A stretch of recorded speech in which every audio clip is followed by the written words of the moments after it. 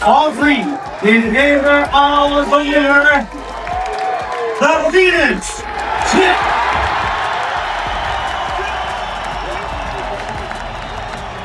Just didn't have it. Yeah. From the jump, you could tell that his balance was off. He was reaching. You know, he just didn't have it tonight. You know, do you think it was a layup? Do you think it was a combination of things? Like, what do you think? Probably all of it. All of it? Yeah. He didn't take the punches well. He was slow. Like, you can just tell that Tim was more fresher. Was it hard for you to watch? Kinda. You know, I really wanted him to do real well. He did what he had to do to finish the fight, though. You know. Hopefully he comes over here. On you, Errol. All the best, Errol. You're a legend, mate. God bless. I think he announced that he's not going to fight in the ring anymore. Obviously, you think that's the right decision based on what you saw here tonight, right? Yeah, he's been in a lot of wars, you know, with his fighting style.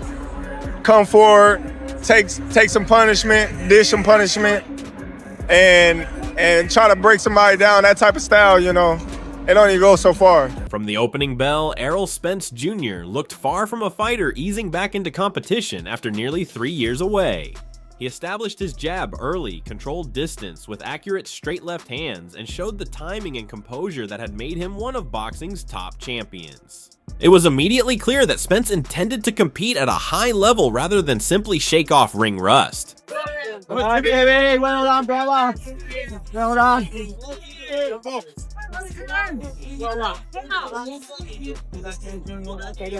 On your Chip. Well done, Jeffrey. On your Jeffrey.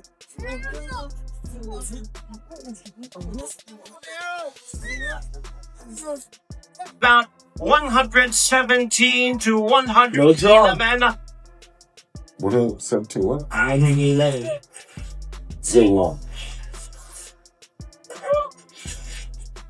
The winner is Tszyu, guys. Whoa. Well, Tszyu, we know the journey that you have been on in recent years, and now you've arrived. Hey. There's go. Yeah, I saw your tweet saying that the body language just wasn't there also. Yeah, like I said, you know, he was all balanced, you know, and he just didn't have it tonight. On the flip side, what'd you think of how Tim did what Tim had to do to get the victory? Yeah. He was patient, and he went well to the body, and, you know, he threw the right hand, landed the right hand when he had to, and he got the job done.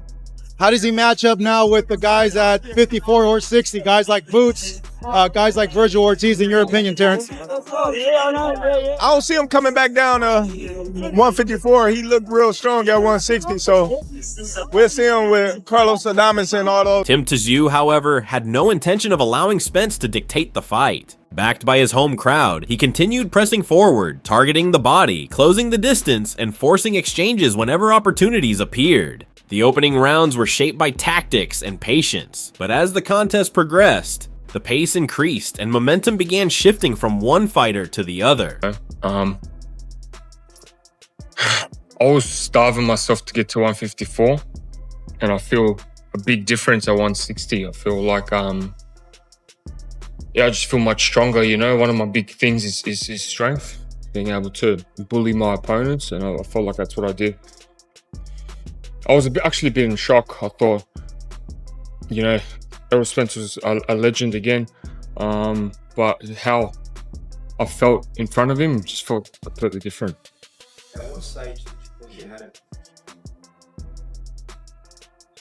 Probably from round 3 onwards. And then I really felt like I could stop him at one stage.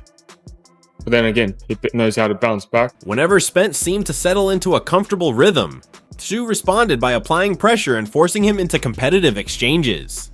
Just as it appeared Tszyu might be taking control, Spence answered with clever footwork, sharp combinations, and experienced adjustments that changed the momentum once again. Every successful exchange kept the crowd fully engaged as both fighters continued trading moments of success. But again, he was on survival half the time. He was running around. I was touching him up to the body. I think that was a big difference. Every time I hit him straight right to the body, he was going, you know, and sort of like me and him are the only ones that can hear that. And his body shots, they weren't landing. I was sort of catching. I was very well aware of it. My thing was to catch, shoot. That's all we practiced for the first 3 rounds.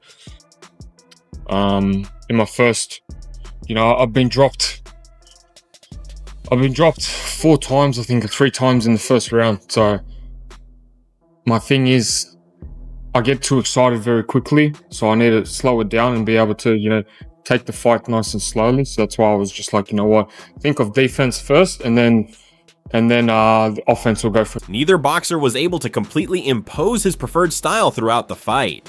Spence relied on technical boxing, accurate punches, and veteran experience, while Tszyu maintained constant pressure and refused to let the pace slow down. As the championship rounds approached, signs of fatigue began to appear. But both men continued pushing forward, creating a closely contested battle that left plenty for the judges to consider. No, I gotta rewatch it, man. I don't recall. Oh, yes. But look, he's still fresh. It could have been just a little bit off, but yeah, he was. What was it like? Yeah, I just sort of chased him.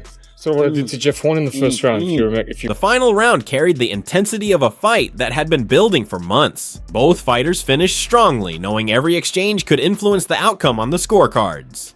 When the final bell sounded, Spence confidently raised his hands, while Tszyu looked equally convinced he had done enough. The crowd responded immediately as both corners waited for the official decision, leaving one final question hanging over the arena: whose hand would be raised in victory? Like, he was strong, but like, I don't know, it was nothing like I've never felt before. As the fight progressed, did you like feel that he was fatigued? Yeah, I could feel it. When I was hitting him in the body, I could feel him like really slowing down. And I remember the face he had during Crawford, and he had the same face. It was like bruised up, and his eyes were swollen. His nose was busted from round 2. Straight right was really landing. And I was trying to mix it up from head body. I was trying to just get rid of his front hand and his jab, just one of his biggest keys. XA's debate over the result continued. Hall of Famer Roy Jones Jr. shared his own assessment of the contest. He praised Spence for settling into the fight remarkably well after such a lengthy absence, highlighting his jab, patience, and ability to make subtle adjustments without wasting unnecessary energy.